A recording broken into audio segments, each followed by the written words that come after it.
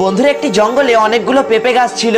এই পেঁপে গাছগুলোর মধ্যে একটি পেঁপে গাছ অনেক ভালো ছিল।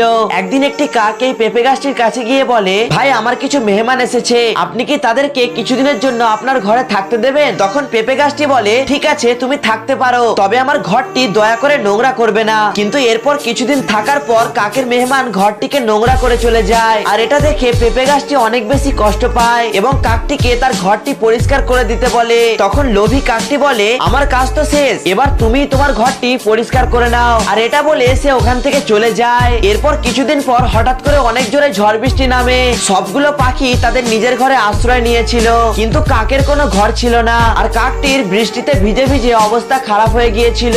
এরপর কাকটি পেঁপে গাছটির কাছে গিয়ে ক্ষমা চায়, কিন্তু পেঁপে গাছটি কাকটির একটাও কথা না শুনে তাকে তাড়িয়ে দেয়। বন্ধুরা, পেঁপে গাছটি এটা কি ঠিক করেছে? কমেন্ট করে আমাকে নিশ্চয়ই জানাবেন।